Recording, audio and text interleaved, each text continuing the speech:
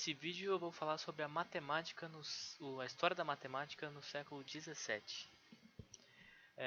O século XVII ele foi muito produtivo para o desenvolvimento da matemática, graças às vastas áreas de pesquisa que se abriram nessa época. Esses são alguns dos matemáticos mais importantes do século XVII. Tem o Descartes, Pascal, Newton. Vou falar sobre eles no decorrer do vídeo. Tá, vamos começar a falar primeiro pelo John Napier.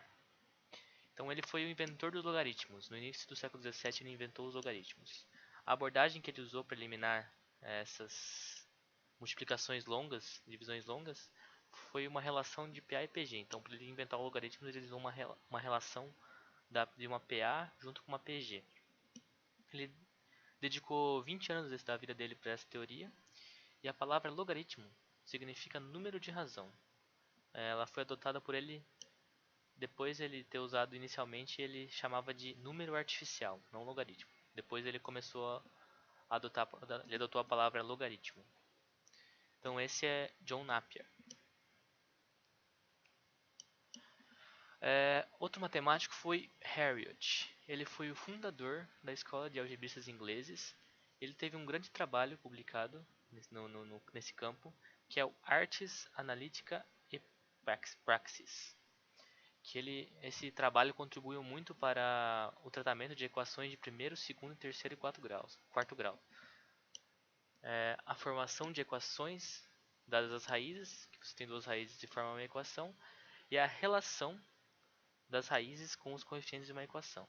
Então esse trabalho ele contribuiu muito para o estudo dessa área. Tá. William Oldhead. Ele foi um dos autores ingleses da matemática mais influentes do século XVII. Ele deu ênfase na sua carreira em símbolos, que alguns deles são usados até hoje, como por exemplo o x da multiplicação foi ele, os 4 pontos das proporções e o símbolo da diferença veio dele. Então ele se focou muito nos símbolos. Tinham mais símbolos, porém os que são até hoje são esses três, que são usados até hoje. Tá, agora Galileu Galilei, esse é um dos mais famosos, todo mundo conhece a história do Galileu Galilei. Então ele contrariou primeiramente o Aristóteles, estabelecendo a lei que, segundo a distância percorrida por um corpo em queda livre, é proporcional ao quadrado do tempo de queda. Antes dessa lei que ele estabeleceu, era acreditado que sempre o corpo mais pesado caia primeiro. A lei de Aristóteles é que se você soltar uma bola de chumbo e uma bola... ele não leva em consideração a resistência do ar. Então para Aristóteles o mais pesado cai primeiro. E o Galileu contrariou essa hipótese de Aristóteles. Daí, em outra ocasião, ele contrariou Aristóteles de novo, dizendo que essa é a mais famosa, né? Que o homem não é o centro do universo, e sim corpos menores giram em torno de corpos maiores. Por exemplo, o Terra gira em torno do Sol e não todo o universo gira em torno da Terra. Então é isso que ele contrariou Aristóteles. E Aristóteles era protegido da igreja e com isso surgiu uma oposição a Galileu Galilei. Isso acabou com a carreira dele, porque ele acabou ficando limitado para não acabar sendo morto, né? Então ele ficou limitado e não conseguiu avançar os seus estudos. Ele ficou vivendo como um prisioneiro em sua casa. E tem a frase dele aí: no que se refere à ciência, a autoridade de 1000 pessoas não vale um simples raciocínio de um indivíduo apenas. Então o Galileu ele foi muito importante e ele só não foi mais por causa que ele sofreu a opressão da igreja por contrariar Aristóteles. Kepler. Então Kepler ele inventou as leis de Kepler, que são: os planetas movem-se em torno do Sol em trajetórias elípticas, estando o Sol num dos focos. A segunda lei dele é o raio vetor que liga o planeta ao Sol varre áreas iguais em intervalos e tempos iguais. A terceira, o quadrado do tempo de um planeta complete sua revolução orbital é diretamente proporcional ao cubo do semi-eixo maior da órbita. Mas, no entanto, ele não justificou essas leis.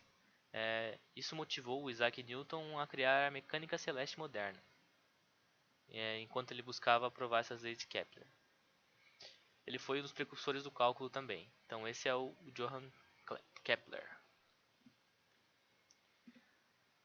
Pascal. Ele realizou experiências sobre pressão atmosférica, escreveu um tratado sobre vácuo, inventou a prensa hidráulica e a seringa e aperfeiçoou o bafômetro de Torricelli. Na matemática, que é o foco, ele ficou muito evidente a sua teoria sobre a probabilidade e seu tratado do triângulo aritmético, que é o triângulo de Pascal, conhecido hoje como triângulo de Pascal.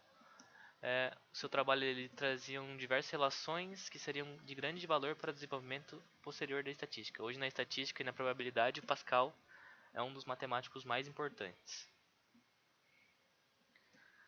René Descartes. Ele é conhecido como o pai da filosofia moderna pelas suas contribuições na filosofia. Ele tem aquela famosa frase penso, logo existo, que é conhecida. E na matemática, ele ficou conhecido por relacionar a geometria, a aritmética e a álgebra, que daí foi o início do pensamento da geometria analítica. E muitos autores acreditam que o criador da geometria analítica é René Descartes. E o nome plano cartesiano, que é os eixos x e y, foi dado em sua homenagem a René Descartes, plano cartesiano. Após ele, ou juntamente com ele, veio Fermat. Enquanto Descartes ele formulava as bases, né, as coisas mais simples da geometria analítica, tipo, com poucas curvas geradas por movimentos mecânicos, o Fermat ele já estava procurando provar a equação geral da reta e da circunferência. E estava começando a discutir sobre hipérboles, elipses e parábolas. Só que o que mais ficou conhecido do trabalho de Fermat foi o desenvolvimento da teoria dos números. Ele resolveu um importante problema traçado de uma tangente a uma curva plana qualquer, lançando assim as sementes, o começo, do que mais tarde seria a teoria dos máximos e mínimos que a gente vê em cálculo, como está mostrado no gráfico ali embaixo. A gente tem o máximo, o mínimo do local e o máximo e mínimo absolutos. Isaac Newton, esse com certeza é uma das pessoas mais conhecidas do mundo. Então ele formou as leis de Newton, né? Que a primeira lei é todo o corpo continua em seu estado de repouso ou de movimento uniforme em uma linha reta, a menos que ele seja forçado a mudar aquele estado por forças aplicadas sobre ele. Então o corpo sempre continua a lei da inércia essa, né? Continua em repouso ou movimento se ele não tiver nada para parar ele. Por exemplo, no espaço, no vácuo, se você está em movimento, você vai continuar infinitamente em movimento até alguém te parar. 2. A segunda lei de Newton. A mudança de movimento é proporcional à força motora imprimida e é produzida na direção em linha reta na qual a força é aplicada. E a terceira lei de Newton. A toda ação sempre há uma reação oposta e de igual intensidade. As ações mútuas de dois corpos, um sobre o outro, são sempre iguais e dirigidas em sentidos opostos. Ele também inventou o binômio de Newton em cálculo. Ele avançou as perspectivas importantes da geometria analítica, então ele avançou o estudo de Descartes e Fermat. Ele é considerado o pai da ciência moderna, dos matemáticos da nova geração. Ele é um dos principais matemáticos da história. E uma coisa interessante é que ele inventou o cálculo simultaneamente com Leibniz, só que em trabalhos diferentes. Em uma época que a comunicação era limitada, você não tinha internet como hoje em dia, era só mal cartas. Então, sem ele e Leibniz se conversar, partindo de pontos diferentes, eles chegaram no cálculo, na invenção do cálculo. Então entra aquela discussão, se a matemática ela é inventada ou ela é descoberta. Então talvez ele descobriu o cálculo justamente com Leibniz. Então aqui a gente tem ali em rosa no canto a que é chamada a notação de Newton, né? Então a gente tem a notação de Newton e a notação de Leibniz. Por causa que eles saíram de pontos diferentes e chegaram do cálculo na mesma época. Não tem como você dizer quem que inventou e quem encontrou o cálculo primeiro. Foi simultâneo de pontos diferentes. Então, aqui é o Leibniz, ele foi rival de Newton na invenção do cálculo, né? Ele criou o teorema do multinômio e ele é considerado um dos 7 filósofos modernos mais importantes. Aqui embaixo tem a notação de Leibniz daí. A gente viu a de Newton e essa é a de Leibniz, que é um pouquinho diferente. Na matéria de cálculo a gente vê as duas, né, no caso. Tá, então Leibniz e Newton foram os dois maiores protagonistas na descoberta desta poderosa ferramenta matemática, o cálculo. Então, a invenção do cálculo está atribuída aos dois, não apenas a um, porque eles descobriram juntos. Juntos e separados, né? É um dilema.